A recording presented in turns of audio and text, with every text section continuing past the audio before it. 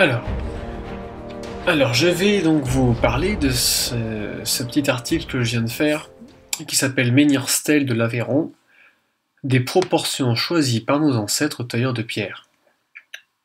En effet, je me suis rendu il y a 2 ou 3 ans, je me suis rendu un week-end donc dans l'Aveyron, et je suis passé voir au musée Fenaille à Rodez, des menhirs qui sont entreposés dans le musée, et qui en fait sont des menhirs un petit peu particuliers. Ce sont des menhirs avec des dessins, des gravures, de telle sorte que ces menhirs ressemblent à des humains, des hommes et des femmes avec différents outils accrochés à la ceinture, autour de la taille, autour de l'épaule.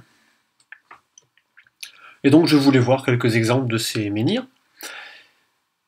Et puis, en sortant du musée, à la sortie, il y avait donc une bibliothèque, enfin une petite librairie, on va dire, dans laquelle on pouvait acheter différents ouvrages sur ces menhirs-stèles qu'on trouve dans l'Aveyron. Il faut savoir que l'Aveyron est un des départements français où il y a le plus de menhirs et dolmens.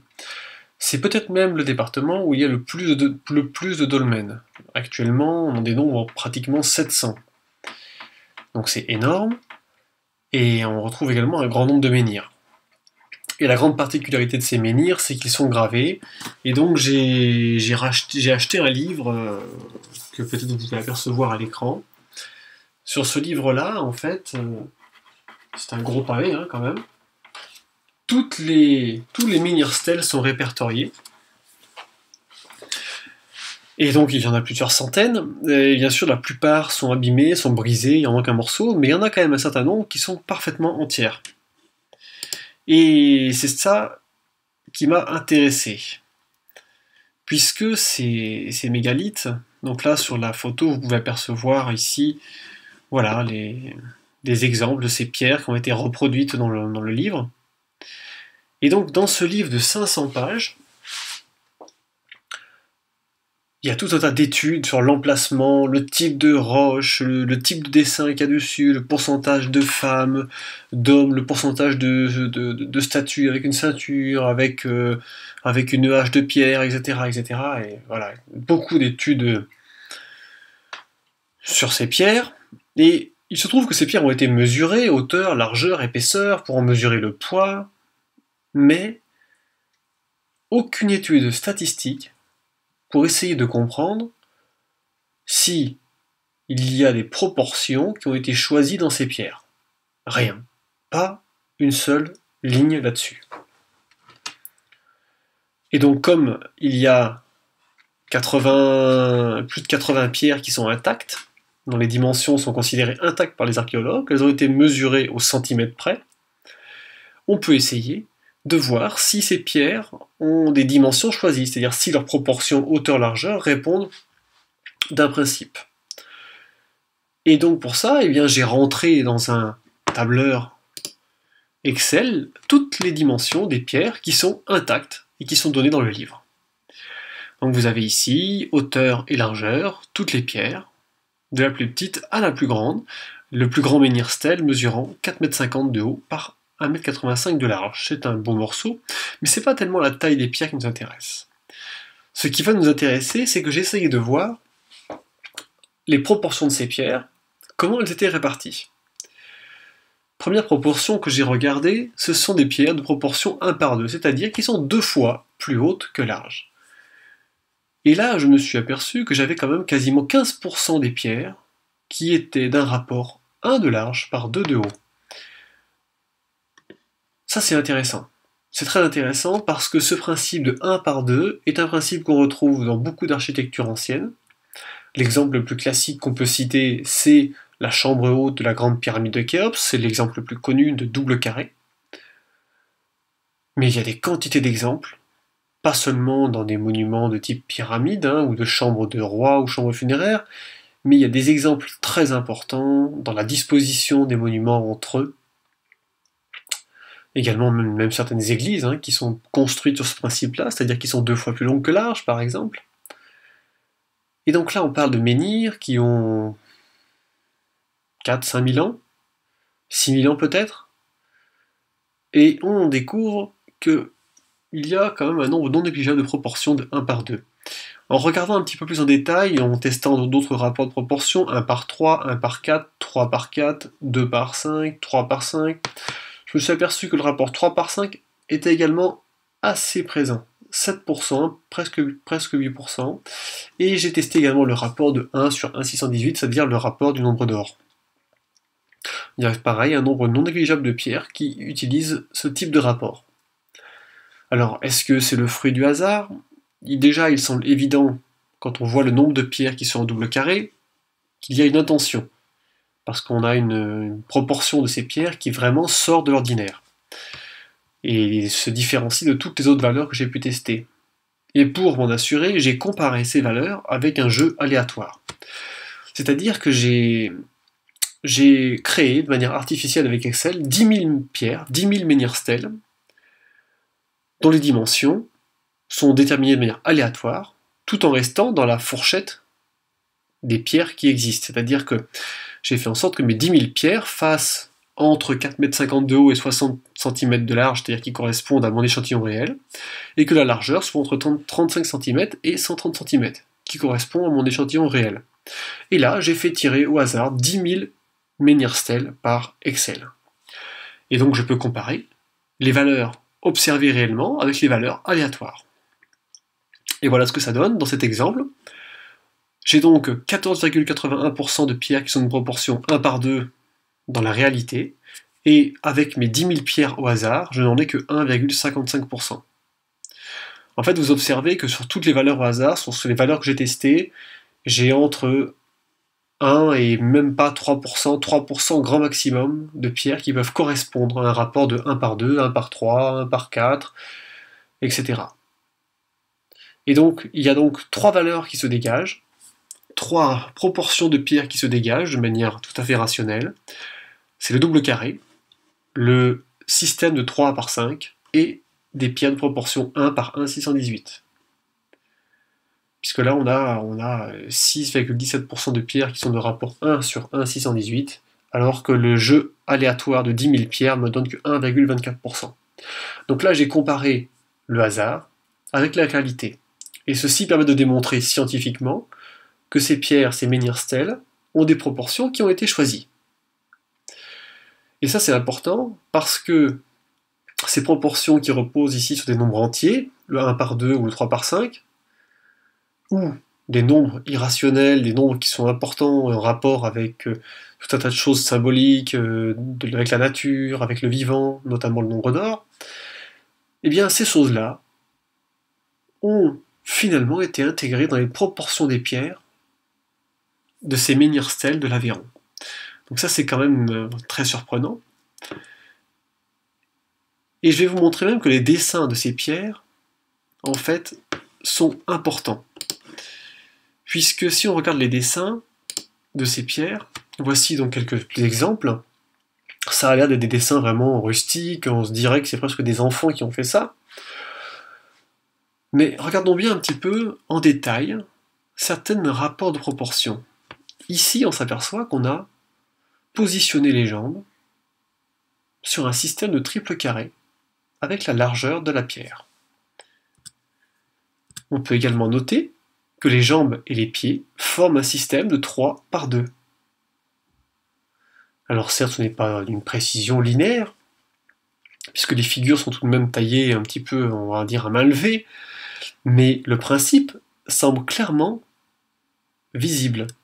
On peut regarder donc cette haute partie de la pierre, en retournant la pierre, on s'aperçoit qu'il y a une sorte de ceinture dans le dos, qui, elle, utilise le principe de 4 carrés. Et puis, on peut regarder ensuite, cette pierre est divisée en double carré, d'un côté et de l'autre. On peut prendre une autre pierre après. Donc on va prendre une pierre, voilà, l'autre pierre. On observe ici qu'on a un double carré, pareil, qui sépare cette espèce de bandes qui peuvent être considérées comme les jambes ou autre chose, je ne sais pas. Hop. Et là on s'aperçoit qu'ici on place 3 carrés. Et sur une autre pierre, intéressant, on a 2 carrés ici. Ici on place 2 carrés pour les jambes et les pieds. Et ici on replace 3 carrés. C'est-à-dire que les proportions des dessins, en fait, semblent répondre de principe en nombre entier. Enfin, je montre, cette pierre-là, je l'ai prise parce qu'elle est intéressante, c'est une des rares pierres avec un cercle qui a été gravé, et les dimensions de ce cercle sont mesurées à 82 cm et 83,7, ce qui, en moyenne, nous donne un diamètre de 82,85 cm, ce qui est très proche, à 1 mm près, du yard mégalithique, qui est une unité de mesure qui a été découverte par le professeur Thom de manière tout à fait statistique en mesurant un grand nombre de cromlechs de pierres en Bretagne et Grande-Bretagne. Donc voilà, des choses simples qu'on peut observer avec ces pierres-là et qui n'ont pas du tout été saisies dans l'ouvrage que je vous ai présenté, où on s'est beaucoup attardé sur le type de pierre, leur provenance, combien elles pèsent, quel type de dessin il y a dessus, mais pas du tout sur les proportions de ces pierres, sur la façon dont les dessins sont positionnés sur la pierre, c'est-à-dire comment on occupe l'espace sur les pierres. Pourquoi est-ce qu'on trace des jambes toutes droites comme ça? Voilà. Est-ce qu'il y a une pensée derrière ça?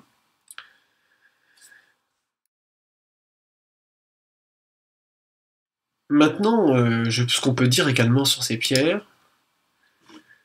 c'est en rapport avec les mesures. Alors, ça c'est tout de même assez curieux aussi, puisque ces pierres ont été mesurées, et du coup j'ai pu regarder combien de pierres mesurent, par exemple, 1, 2, 3 ou 4 yards mégalithiques en nombre entier, par exemple. Alors, c'était intéressant à faire, puisque pareil, en comparant avec le hasard, on peut regarder combien de pierres mesurent, mettons, 2 yards mégalithiques de hauteur par 1 yard mégalithique de large. Et donc ça a donné des résultats certes intéressants, où je trouve un nombre intéressant, mais qui n'est peut-être pas suffisamment significatif, de pierres dont les proportions semblent dimensionnées en fonction de cette unité qui est le yard mégalithique. Là où j'ai été surpris, c'est de voir le nombre de pierres qui mesurent 1, 2 ou 3 mètres de large. Donc là, par contre, j'ai eu une grosse surprise, puisque j'ai beaucoup de pierres qui mesurent un nombre entier de mètres, 1, 2 ou 3 en hauteur ou 1 en largeur. Et ça, j'ai pu évaluer la probabilité d'obtenir autant de pierres qui mesurent 1, 2 ou 3 mètres. Et je me suis aperçu que j'avais, eh bien, dans l'exemple que je vous ai donné ici, à partir avec la loi binomiale, on peut calculer que j'avais une chance sur 284 000 d'obtenir 7 pierres dont la hauteur est de 100, 200, 300 ou 400 cm dans mon échantillon de 82 pierres qui mesurent entre 67 cm et 4,50 m. Donc ça, c'est des choses qu'on évalue avec des outils statistiques et scientifiques modernes. Et donc c'est une découverte tout à fait surprenante.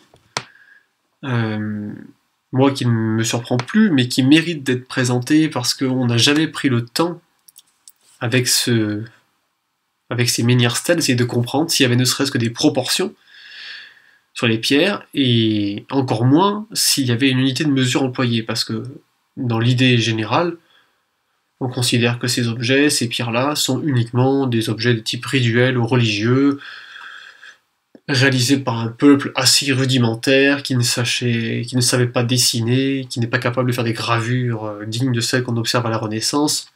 Donc on a une vision vraiment très supérieure de ces choses-là, hein. On les regarde avec notre œil de peuple ultra-moderne.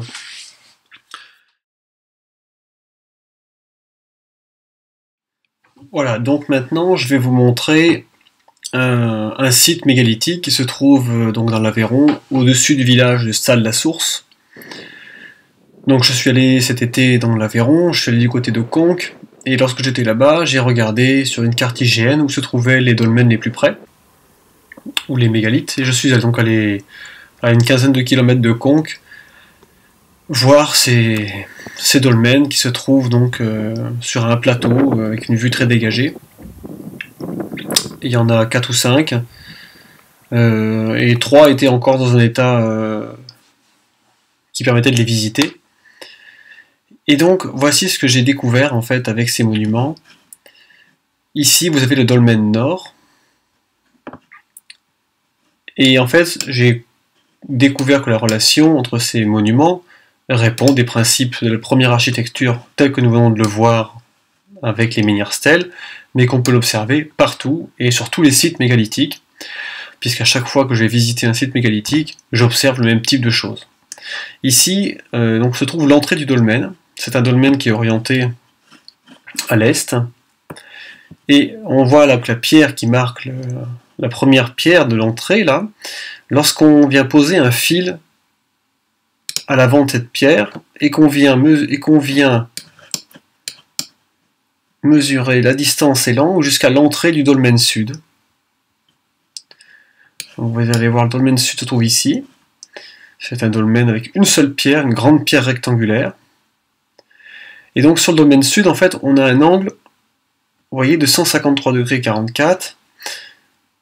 Mais moi je viens chercher en fait la diagonale du dolmen qui se trouve ici, 153 degrés 43 ou 44.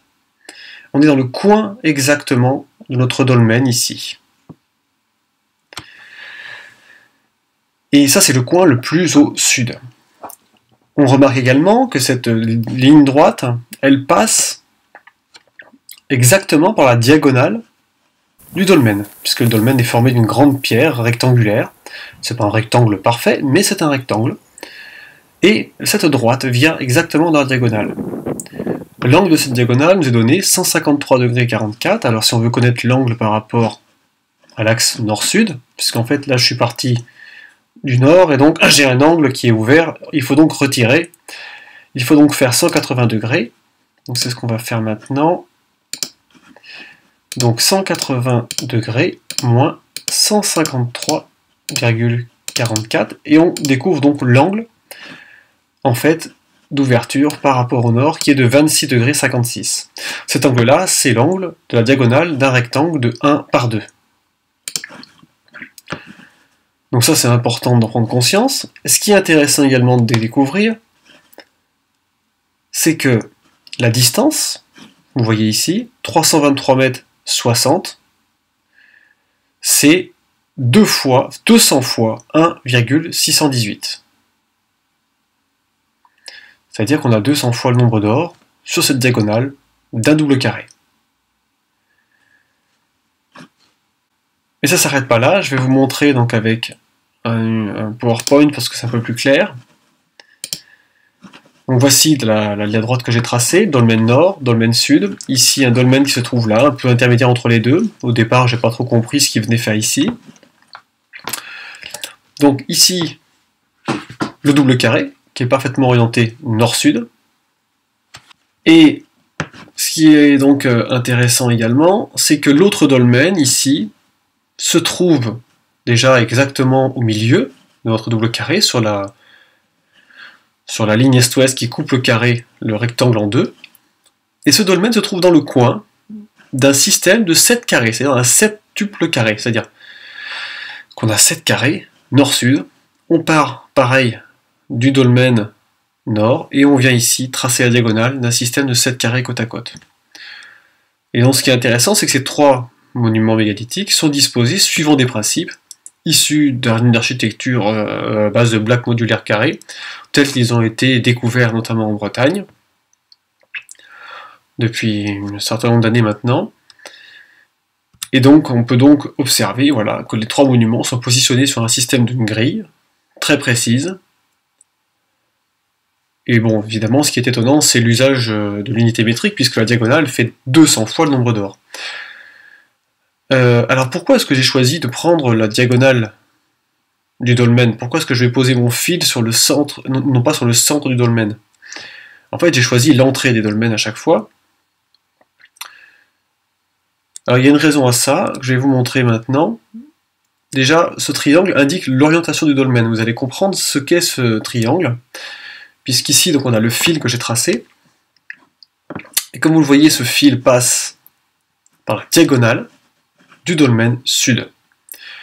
Ce qui est intéressant de constater, c'est que l'autre diagonale du dolmen sud, donc ça c'est les points cardinaux, oui, je l'indique quand même, nord, est, ici notre double carré, la diagonale qui passe par le dolmen, et en fait, l'autre diagonale du dolmen, en fait, elle est orientée exactement est-ouest. Donc là, on a quelque chose d'intéressant, parce qu'on a une diagonale orientée 26,56°, l'autre diagonale du dolmen est orientée exactement est-ouest, ce qui veut dire qu'on a notre dolmen ici, si je trace la ligne ici, qui montre l'orientation du dolmen sur le côté, là, sur la pierre sur le côté, c'est ceci. On a donc un angle de 26,565 pour l'ouverture du double carré, qu'on a tracé tout à l'heure. Ici, on a de nouveau le même angle. Et donc ça veut dire que l'angle qu'on a, l'ouverture du dolmen, le dolmen est orienté sur un angle de 36,87 vers le sud-est. Et 36,87, c'est l'angle d'un triangle rectangle de proportion 3, 4, 5, qui est le premier triangle de Pythagore. Donc vous voyez bien qu'en fait, ici, dans la disposition de ces dolmens, il n'y a absolument aucune place au hasard, que c'est une planification géométrique et mathématique, et où les angles, les distances ont une importance.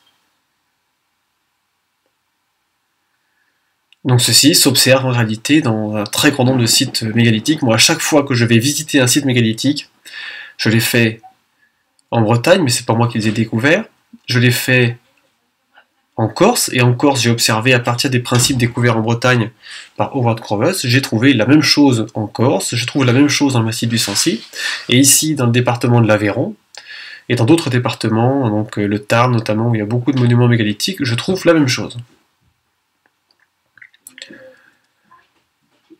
Voilà, donc ça c'était important de vous montrer tout ça. Donc voilà ce que je voulais partager avec vous à propos de ces mégalithes et de ces menhirs stèles qu'on trouve dans l'Aveyron. Donc voilà, ce sont des informations qui sont intéressantes pour appuyer les principes de la première architecture. Et ces principes, on les retrouve ensuite dans les pyramides d'Égypte, puisque les pyramides d'Égypte, c'est tout simplement la base d'une pyramide, c'est un carré. Ensuite, la chambre du roi, un double carré. La position de la chambre du roi par rapport à l'entrée, par rapport à la base de la pyramide, est positionnée sur un triple carré.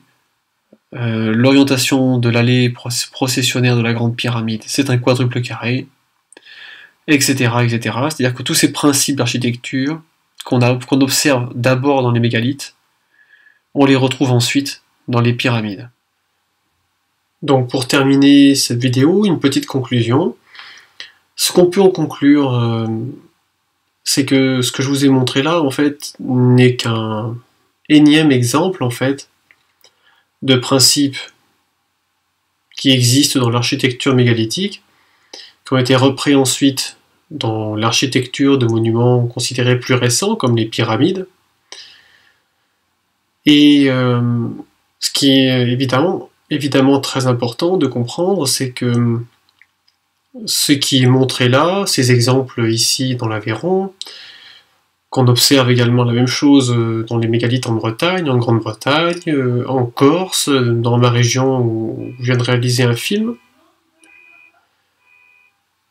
que tous ces principes, en fait, montrent clairement qu'on a fait une énorme erreur dans notre vision de l'histoire de l'humanité, puisque d'une part, pour exécuter des plans aussi sophistiqués au sol, ça nécessite des compétences bien au-dessus de ce qu'on prête à ces gens qui sont censés sortir des cavernes, et d'autre part, les unités de mesure qu'ils utilisent ne sont pas censées exister à cette époque-là. Donc on peut parler de l'unité métrique notamment, mais également l'existence du garde mégalithique qui a été démontrée, et qui aujourd'hui ne fait toujours pas consensus, pour la simple et bonne raison qu'il est peu envisageable pour les historiens et archéologues que des bâtisseurs de mégalithes aient pu, sur un territoire aussi grand, harmoniser une unité de mesure qui s'appellerait le yard mégalithique, alors que notre civilisation n'y serait parvenue que depuis 2 siècles. Et donc c'est même très déconcertant parce que les mégalithes sont des pierres assez grossières, assez rustiques, et leur position et leurs proportions semblent révéler des principes une grande précision. Donc c'est quelque chose qui est déconcertant et qui effectivement nous a induit en erreur, je pense, depuis très longtemps, et qui encore aujourd'hui induit énormément en erreur les archéologues et historiens qui ont beaucoup de mal à s'intéresser à cette nouvelle approche qui consiste à étudier les choses non pas en grattant le sol autour pour retrouver des éventuelles traces d'objets ou à travers des écrits qui n'existent pas d'ailleurs à propos des mégalithes. Donc cette nouvelle approche qui consiste à essayer de comprendre à travers la géométrie ce que peuvent vouloir dire tous ces monuments. Donc voilà ce que je peux dire sur cette conclusion. Dans une prochaine vidéo, j'aborderai le yard mégalithique, qui est une unité importante, et je montrerai tout un tas d'informations qui permettent de montrer que c'est une unité qui n'a pas été inventée, sortie du chapeau, qu'elle est vérifiable sur le terrain, mais aussi que certains historiens archéologues la reconnaissent, reconnaissent que le professeur Thom a bien fait une démonstration, mais comme ça reste tout de même quelque chose qui n'est pas officiellement admis, donc pas enseigné, je vais essayer de montrer pourquoi, quelles sont les critiques qui ont été faites au yard mégalithique, et montrer qu'en fait elles ne sont pas du tout recevables et qu'elles répondent beaucoup plus d'une croyance de la version officielle de l'histoire que d'une science.